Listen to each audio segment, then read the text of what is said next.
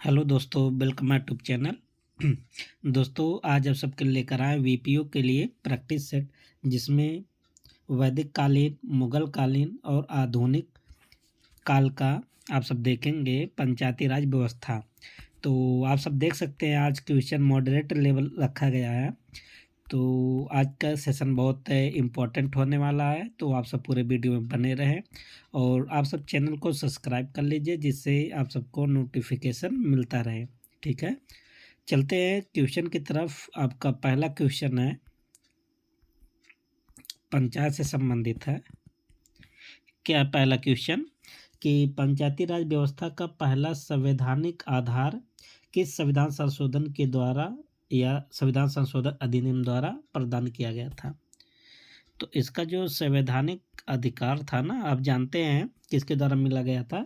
73वां संविधान संशोधन के द्वारा। कब एक्ट आया था? 1992 में। और इसको लागू कब हुआ था? 24 अप्रैल 1993 में। ठीक है, और इस समय प्रधानमंत्री कौन थे? पीएम नरसिम्हा राव। और प्रेसिडेंट कौन थे? शंकर दयाल सिंह।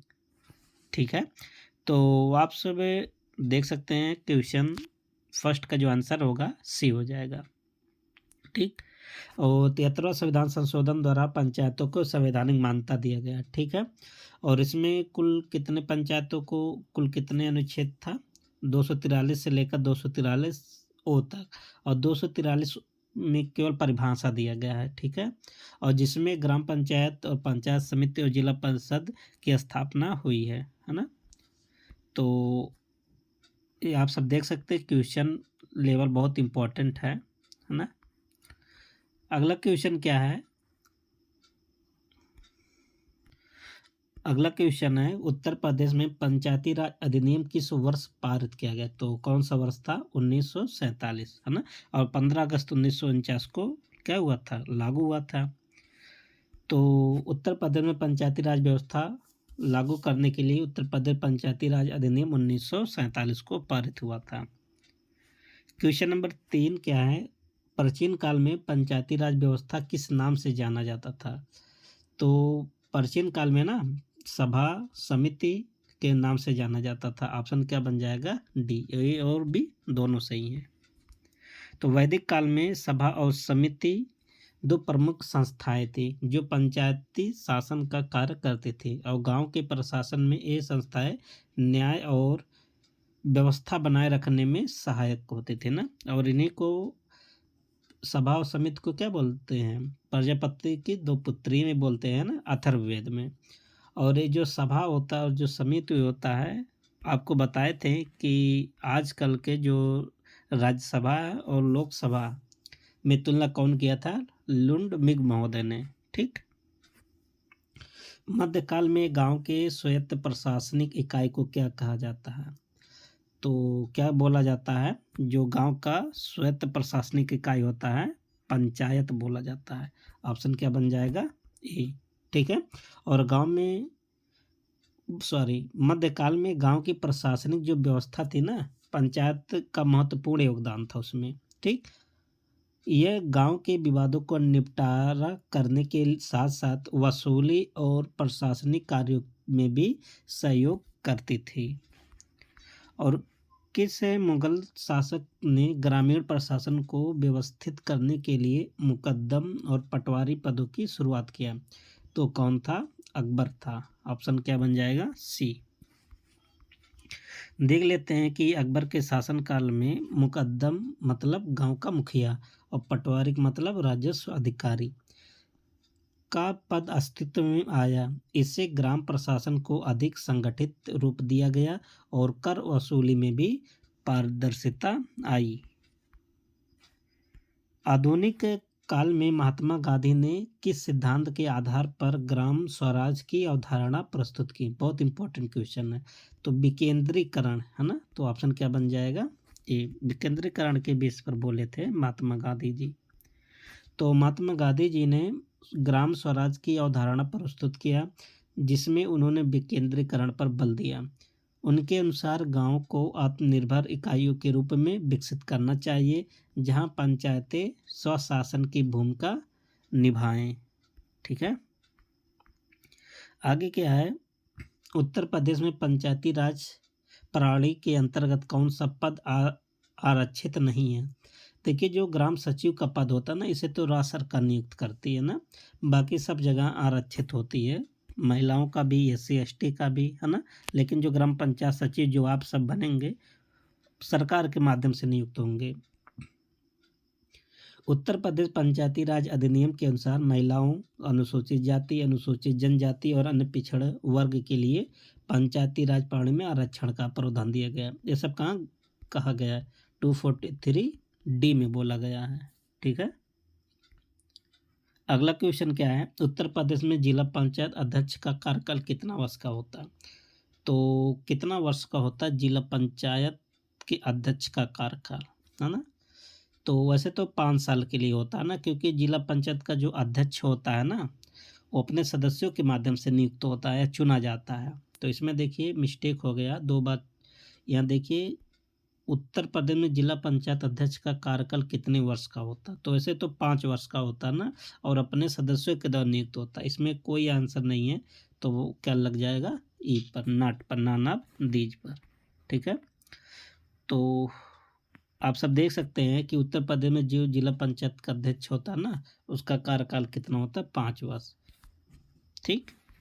उत्तर प्रदेश में पंचायत चुनाव कराने की जिम्मेदारी किस संस्था के पास है? तो कौन चुनाव करवाता है? राज्य चुनाव आयोग। कहाँ पर कहा गया है? 243 के में। ठीक। आगे क्या है? उत्तर प्रदेश राज्य चुनाव आयोग पंचायतों का चुनाव करवाता है और नगर पालिका का, दोनों का चुनाव करवाता है। ठीक है। तो ऐसा नहीं खाली पंचायत का चुनाव करवाता है, दोनों का करवाता है। उत्तर प्रदेश में ग्राम पंचायत का प्रमुख कौन होता है? तो ग्राम पंचायत का प्रमुख कौन होगा? ग्राम पंचायत का प्रमुख कौन होता है? तो प्रधान होता है। ऑप्शन क्या बन जाएगा? बी। ठीक है। वैसे सरपंच पहले था ना, लेकिन आज के समय में क्या कहा जा रहा है? प्रधान, है ना। तो उत्तर प्रदेश में ग्राम पंचायत का प्रमुख कौन होता है? प्रधान होता है, जिसे ग्राम सभा के सदस्य द्वारा चुना जाता है ना, प्रत्यक्ष मतदान द्वारा चुना जाता है प्रधान को। और वैदिक काल में स्थानीय शासन किसके नियंत्रण में था? तो नियंत्रण किसके पास था? ग्रामीणी के पास था। ठीक है। ऑप्शन क्या बन जाएगा? बी। वैदिक काल में ग्राम प्रशासन का संचालन ग्रामीणी करता था। ये राजा द्वारा नियुक्त किया जाता था और गांव में कानून व्यवस्था बनाए रखने के लिए और कर को संग्रह करने के लिए, वाद विवाद का निपटारा करने के लिए काम करता था। कौन काम करता था? ग्रामीणी। तो दोस्तों आज इस सेट में 35 क्वेश्चन ऐड है ना। तो आप सब पूरे वीडियो में बने रहें, बहुत अच्छा क्वेश्चन आगे मिलेगा। उत्तर प्रदेश में सबसे पहली बार पंचायती राज व्यवस्था लागू कब हुआ था? आप जानते हैं 2 अक्टूबर 1959 को राजस्थान के नागौर में पंडित जवाहरलाल नेहरू साहब ने सबसे पहले पंचायतों की स्थापना किया था, लागू किया था ना। तो पहला राज्य कौन बना था? राजस्थान। लेकिन अगर ऐसा कहें कि पूरे प्रदेश में पंचायतों की स्थापना सबसे पहले कौन किए थे? तो आंध्र प्रदेश। वैसे दूसरे नंबर पर है, राजस्थान के बाद दूसरे नंबर पर आंध्र प्रदेश, लेकिन पूरे प्रदेश में के मामले में पहले स्थान पर है। अच्छा, 73वां संविधान संशोधन के माध्यम से सबसे पहले कौन पंचायतों की स्थापना किया था? मध्य प्रदेश, है ना। आप कह सकते हैं 73वें संविधान के बेस पर। उत्तर प्रदेश पंचायत राज अधिनियम 1947 के अनुसार ग्राम पंचायत का प्रमुख कौन होता है? तो ग्राम पंचायत का प्रमुख कौन होगा? प्रधान ही होगा। तो ऑप्शन क्या बन जाएगा? सी। देखिए क्वेश्चन को कई मॉडल से घुमा घुमा के पूछा गया है। तो उत्तर प्रदेश पंचायती राज अधिनियम 1947 के अनुसार जो गांव का प्रमुख होता है ना, सरपंच कहलाता है, लेकिन बाद में इसे क्या कहा जाने लगा? प्रधान। तो आजकल आप सब प्रधान को ही मानेंगे। मध्यकाल में ग्रामीण प्रशासन के अंतर्गत कौन सा पद होते थे? तो अभी आपको बताए थे ना, मुकद्दम होता था और क्या होता था? पटवारी। तो ऑप्शन क्या बन जाएगा? बी। ये शब्द किसके माध्यम से आया था? अकबर के समय से आया था ना। तो मध्यकाल में गांव की प्रशासनिक व्यवस्था मुकद्दम जो ग्राम का प्रमुख होता था और पटवारी जो राजस्व अधिकारी होता था, है ना। महत्वपूर्ण भूमिका निभाते थे। एक कर को भी वसूलते थे और स्थानीय जो वाद विवाद होता था उसको भी निपटारा करते थे, उसका भी। उत्तर प्रदेश में ग्राम प्रधान का चुनाव कितने वर्ष के लिए होता है ना? तो ग्राम प्रधान का जो चुनाव होता है ना, प्रत्यक्ष रूप से होता है, वो भी कितने वर्ष के लिए होता है? 5 वर्ष के लिए। ऑप्शन क्या बन जाएगा? सी। अच्छा, ऐसा नहीं कि चुनाव होगा 5 वर्ष, 5 वर्ष से पहले भी विघटित किया जा सकता है, ग्राम सभा के द्वारा या सरकार के द्वारा, डीएम के द्वारा। तो प्रधान का वैसे कार्यकाल कितना होता है? 5 वर्ष। अच्छा, कहाँ पर लिखा कार्यकाल? 243 के ई में कार्यकाल है ना। उत्तर प्रदेश में पंचायत सचिव की नियुक्ति कौन करता है? देखिए, आप सबकी नियुक्ति कौन करेगा? तो राज्य सरकार करेगा ना। तो ऑप्शन कहाँ पर है? ए पर। आप सब जब सचिव बन जाएंगे तो आप सबकी नियुक्ति होगा सरकार के द्वारा। उत्तर प्रदेश में पंचायत सचिव की नियुक्ति राज्य सरकार द्वारा की जाती है ना। ये क्या होता है? सचिव जी क्या होते हैं? पंचायत और सरकार के बीच क्या होते हैं? कड़ी होते हैं ना, ब्रिज की तरह काम करते हैं, योजना को लागू करवाते हैं पंचायतों में। उत्तर प्रदेश में पंचायती राज व्यवस्था के 3 स्तरीय ढांचे में कौन कौन से स्तर शामिल हैं? तो सबसे पहले ग्राम पंचायत, क्षेत्र पंचायत और जिला पंचायत। क्षेत्र पंचायत को और क्या बोलते हैं? पंचायत समिति। तो कहाँ पर है? ग्राम पंचायत, पंचायत समिति और जिला पंचायत। ऑप्शन क्या बन जाएगा? बी। देख लेते हैं कौन कौन सा है। ग्राम पंचायत, क्षेत्र पंचायत समिति, पंचायत समिति को ही क्या बोलते हैं? जिला क्षेत्र पंचायत और जिला पंचायत। तो ग्राम पंचायत गांव स्तर पर होता है, पंचायत समिति कहाँ होता है? ब्लॉक स्तर पर, और जिला पंचायत कहाँ पर होता है? जिला स्तर पर। सबसे बड़ा स्तर यही है, जिला स्तर वाला। प्राचीन काल में पंचायती व्यवस्था किस प्रकार से कार्य करती थी? तो सभा के मत के आधार पर है ना, जो मतलब किसके आधार पर काम करते थे? जो सबसे ज़्यादा बहुमत होता था, है ना। तो ग्राम सभा के मत के हिसाब से काम करते थे। प्राचीन काल में पंचायती व्यवस्था ग्राम सभा के मत के अनुसार संचालित होती थी। गांव के प्रमुख मामलों पर पंचायत निर्णय लेती थी और इसका कार्य न्याय, कर को इकट्ठा करना और वाद विवाद का समाधान करना था।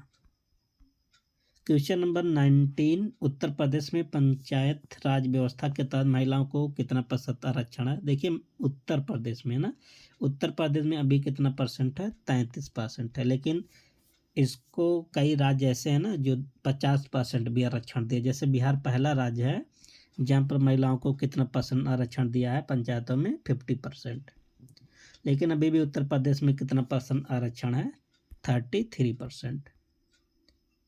नेक्स्ट क्वेश्चन, महात्मा गांधी का पंचायती राज को लेकर क्या विचार था? महात्मा गांधी जी सोचते थे जो पंचायत है ना, ऐसा नियम, ऐसा कानून बना जाए ताकि वो सेल्फ डिपेंड हो जाए, है ना, आत्मनिर्भर बन जाए, जिससे वो अपना जीविका खुद चला सके। तो ए बन जाएगा, है ना। आत्मनिर्भर के मतलब विचार दिए थे। महात्मा गांधी ने ग्राम स्वराज की परिकल्पना की थी, जिसमें गांव को आत्मनिर्भर और विकेंद्रीकृत प्रशासनिक इकाई बनाने पर बल दिया गया था। उनका मानना था कि भारत की आत्मा गांव में बसती है ना, और पंचायतें ही सच्चे लोकतंत्र की आधारशिला है। स्टेटमेंट आपको याद होनी चाहिए। उत्तर प्रदेश में पंचायती राज अधिनियम 1947 का मुख्य उद्देश्य क्या था? तो बहुत इंपॉर्टेंट है। इसका उद्देश्य क्या था? कि गांव को प्रशासनिक स्वायत्तता प्रदान करना। ऑप्शन क्या बन जाएगा? बी। ठीक है, तो इसमें और कुछ नहीं है। निम्नलिखित में से कौन सा प्राचीन ग्रंथ ग्राम प्रशासन और पंचायत व्यवस्था का उल्लेख? देखिए, अर्थशास्त्र में भी मिलता है ना, चाणक्य के मनुस्मृति में भी मिलता है, महाभारत में और रामायण में, सब जगह मिलता है पंचायत का उल्लेख।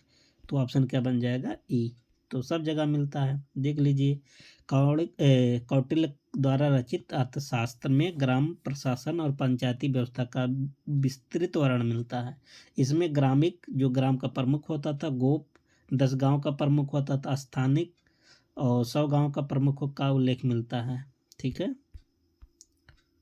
क्वेश्चन नंबर 23, उत्तर प्रदेश पंचायती राज अधिनियम 1947 में ग्राम पंचायतों की बैठक की न्यूनतम संख्या कितनी है? देखिए, ग्राम पंचायत का जो बैठक होता है ना, हर एक महीने में एक बार, कम से कम तो एक बार तो होना चाहिए प्रत्येक मंथ में। तो इस हिसाब से एक साल में कितना बैठक होना चाहिए? 12 बैठक। तो कोई जरूर एक कम से कम बैठक है ना, इससे अधिक भी बैठक हो सकती हैं आवश्यकता पड़ने पर, इससे ज़्यादा। तो कितने बैठक प्रतिवर्ष होनी चाहिए? 12 बैठक, कम से कम इतना होगा, बाकी आप एक्स्ट्रा भी बैठक बुला सकते हैं, कोई दिक्कत नहीं। मुगल काल में ग्रामीण प्रशासनिक प्रणाली में पटवारी की मुख्य भूमिका क्या थी?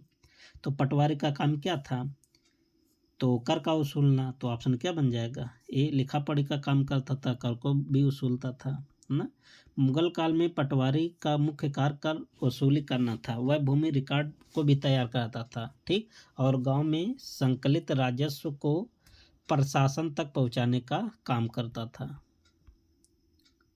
अगला क्वेश्चन क्या है? 73वां संविधान संशोधन अधिनियम 1992 के तहत कितनी अनुसूचियां जोड़ी गई? आप जानते हैं पंचायतों को कितनी अनुसूचियां दिया गया था? कौन सी? 11वीं अनुसूची, है ना। तो 11वीं अनुसूची में कौन सा है? पंचायत के लिए व्यवस्था किया गया है, जिसमें कुल 29 विषय दिया गया है ना। तो इसके तरह कुल कितने विषय दिया गया? 29। अच्छा, 29 विषयों में से उत्तर प्रदेश को कितने विषय दिए गए हैं?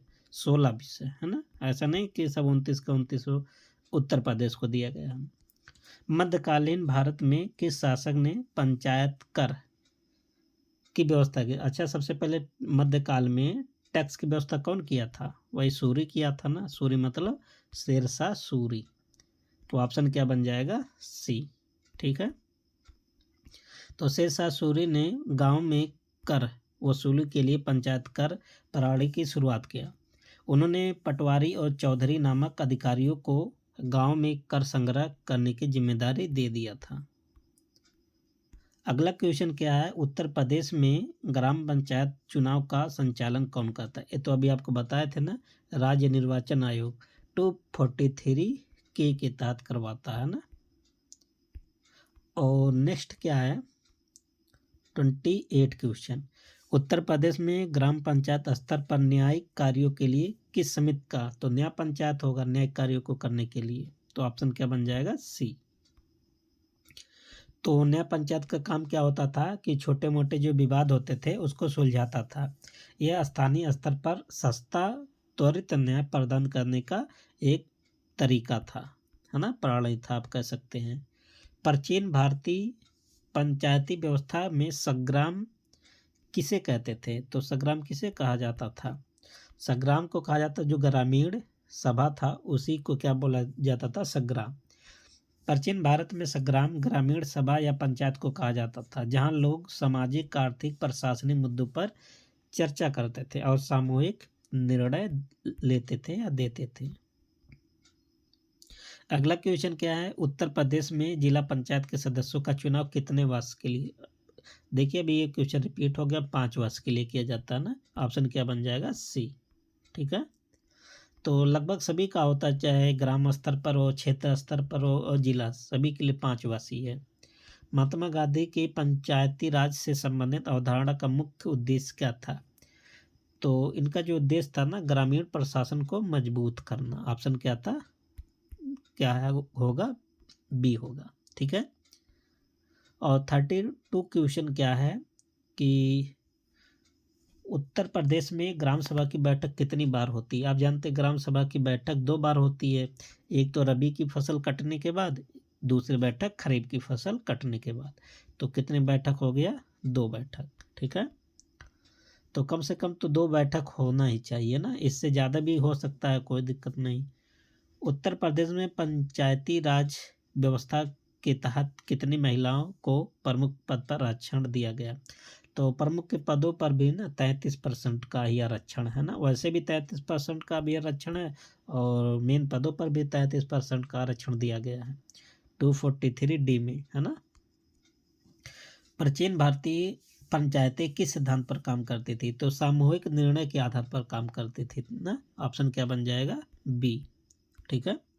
तो आप सब देख सकते हैं कि प्राचीन जो भारतीय पंचायतें सामूहिक निर्णय प्रणाली के आधार पर काम करते थे। ग्रामीण मामलों को सुलझाने के लिए ग्राम सभा में विचार विमर्श किया जाता था और फिर सामूहिक निर्णय से निर्णय लिया जाता था सामूहिक रूप से, है ना। जो ज़्यादा मत होता था उसी के बेस पर माना जाता था। उत्तर प्रदेश में ग्राम पंचायत स्तर पर विकास कार्यों के लिए कौन सा फंड इस्तेमाल किया जाता है? तो कौन सा फंड होता है ग्राम स्तर पर? ग्राम पंचायत निधि होता है ना। तो ऑप्शन क्या बन जाएगा? सी। अच्छा, इसका नियंत्रण किसका होता है? इस पर डीपीआरओ का होता है नियंत्रण, है ना। और ग्राम पंचायत निधि से पैसा कौन निकालेगा? प्रधान प्लस सचिव, है ना। दोनों लोग मिलकर, दोनों का संयुक्त हस्ताक्षर होगा तभी पैसा निकलेगा, नहीं तो पैसा नहीं निकलेगा। तो आप सब देख रहे हैं दोस्तों कि 35 क्वेश्चन आप सबका कंप्लीट हो जाता है। आप सब वीडियो को ज़्यादा से ज़्यादा शेयर और लाइक ज़रूर कीजिए आप सब, ठीक है। और मिलते हैं नेक्स्ट वीडियो में, तब तक के लिए best of luck, thank you and take care.